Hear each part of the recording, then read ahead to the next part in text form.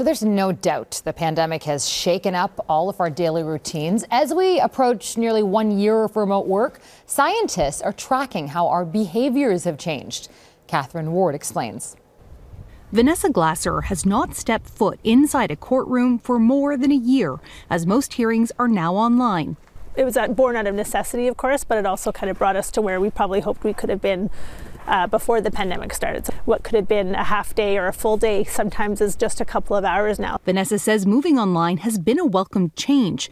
Not only does she save time commuting, but for her, it evens the playing field given she also lives with a physical disability from a spinal cord injury. It provides an option. And if people know that it's kind of a standard thing to do now to attend by video conference, it removes the novelty or the exceptionality of what otherwise would have been a special accommodation or a special request. Behavioral scientist Laura DeVoe says watching how the pandemic has shaped attitudes over the past year has been fascinating. I think it has 100% shifted the way we individually think about work. What will be interesting to see is how it collectively shapes our approach to work. She says for the first few months, society was in survival mode. But now that more time has passed, new behaviors are becoming integrated into everyday living. It really is just a trial and error of trying to open your mind to what is possible and what technology-enabled tools are available to you, and then figuring out what works and how that fits with what you do professionally.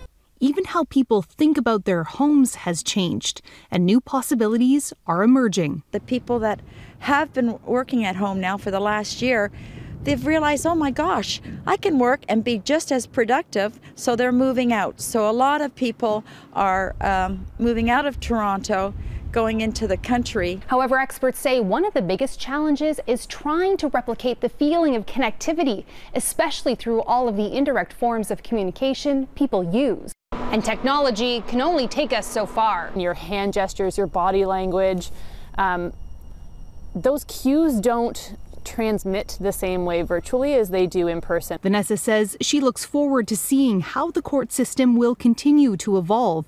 And experts wonder if one of the legacies of the pandemic will be a greater acceptance for a different kind of balance. We may actually free up time in our schedules and feel a little bit better about the amount of breathing room we have, but when we are able to connect, it'll be with a lot of purpose and a lot of meaning. Katherine Ward, Global News.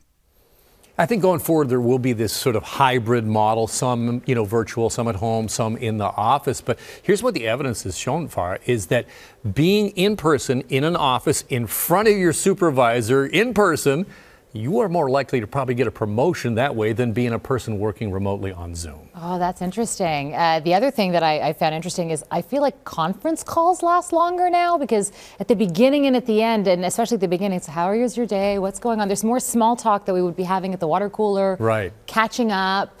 Maybe I have to do more of that with your boss to get that raise. Yeah, that's more of that small talk.